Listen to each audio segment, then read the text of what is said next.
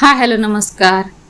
प्रत्येक वटपौर्णिमेला हजारो महिला वडाच्या झाडाची पूजा करतात, पण या व्रताची खरी कथा माहीत आहे का? सावित्रीने आपल्या पतीचे प्राण यमराजाकडून कसे परत मिळवले आणि हे व्रत आजही इतके महत्त्वाचे का मानले जाते?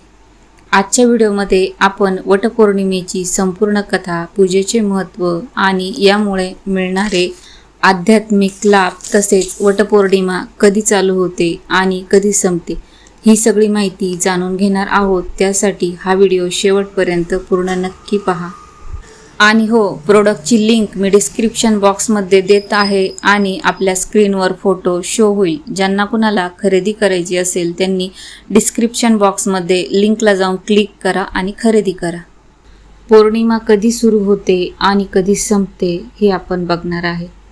तर बघा, सोमवार दिनांक 29 जून 2026 या दिवशी पहाटे 3:07 पौर्णिमा चालू होते आणि मंगळवारी 30 तारखेला ती पहाटेच संपते 5:27 तर आपल्याला जे काही पूजा करायची आहे, उपवास धरायचा आहे तर सोमवारीच धरायचा आहे। सत्यनारायण पूजा देखील सोमवारीच प्रदोष काळात करायची आहे। आता एवढं तुम्हाला लक्षात आलं असेल।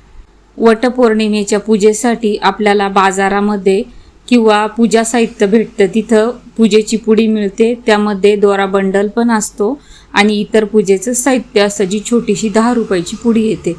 आणि काही जण अशा पद्धतीने करतात, एक वडाच्या झाडाची ओटी भरतात।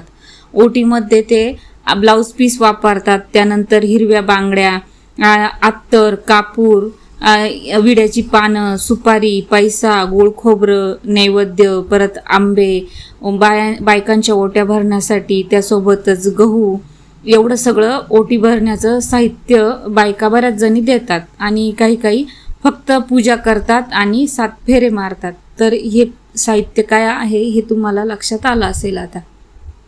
तसेच बघा, वटपौर्णिमेचा उपवास धरला जातो। ज्यांना शक्य आहे ते उपवास धरतात आणि ज्यांना शक्य नाही ते फक्त पूजा होईपर्यंत उपवास असतो, त्यानंतर ते सोडतात। कारण प्रत्येकाचे प्रॉब्लेम वेगवेगळे असतात। काहींचे लहान बाळ असतात, त्यांना शक्य होत नाही, आणि काहींना गोळ्या औषधं चालू असतात, त्यामुळं त्यांना शक्य होत नाही।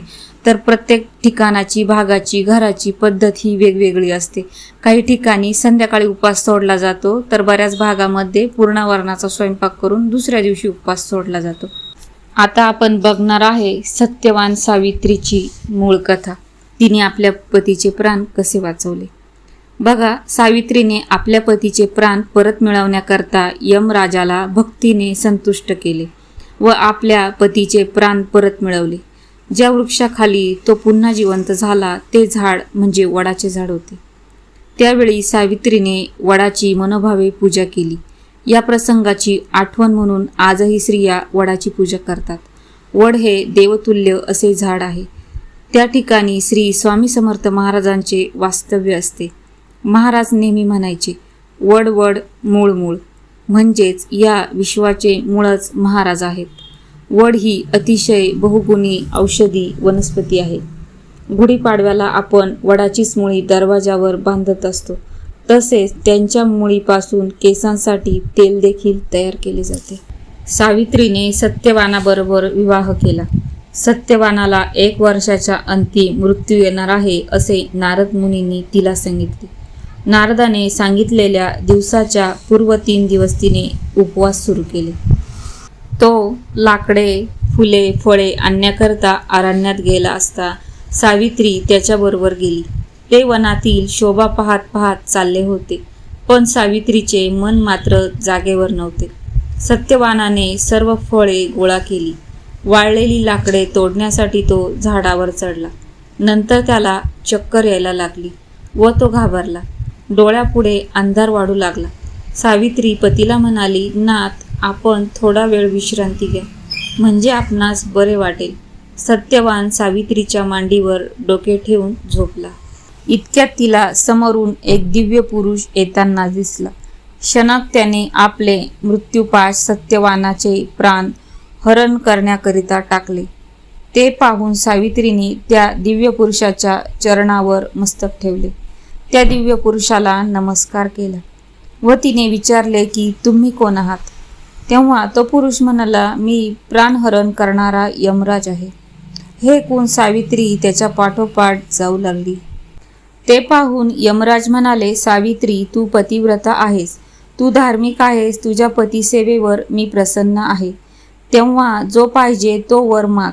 तेव्हा तिने आपल्या पतीचे प्राण परत यावे असा वर मागितला व चमत्कार झाला व सत्यवान पुन्हा जिवंत झाला.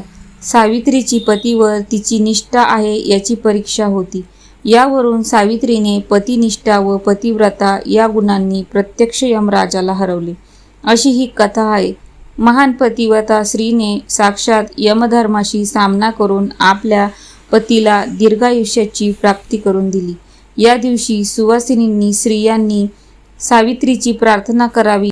वडाच्या झाडास सूत गुंडाळून षोडशोपचारे पूजा करावी. सायंकाळी सुवासिनींसह सावित्रीच्या कथेचे सामुदायिक वाचन करावे. नंतर 5 सुवासिनींची आंब्याने व गव्हाने ओटी भरावी. श्री स्वामी समर्थ महाराजांनी आपल्या तब्बल 22 वर्षाच्या अक्कलकोट येथील वास्तव्यात याच वटवृक्षाच्या सानिध्यात लक्षावधी भक्तांना दर्शन दिले आणि मार्गदर्शन सुद्धा केले. आपल्या शिष्टमंडळी समेत या वृक्षाखाली जणू महाराजांचा दरबारच होता. या वृक्षाखाली श्री स्वामी समर्थ महाराजांचे नित्य वास्तव असते, म्हणून या वटवृक्षाचे अनन्यसाधारण महत्त्व आहे. वटपौर्णिमा ही केवळ एक परंपरा नाही, तर श्रद्धा, निष्ठा आणि अखंड सौभाग्याचे प्रतीक आहे. व्हिडिओ आवडला असेल तर एक लाईक नक्की करा आणि कमेंटमध्ये जय सावित्री माता लिहायला अजिबातच विसरू नका. अशा धार्मिक माहितीसाठी सारिकाज लाईफस्टाईल चॅनलला सबस्क्राईब नक्की करा. धन्यवाद.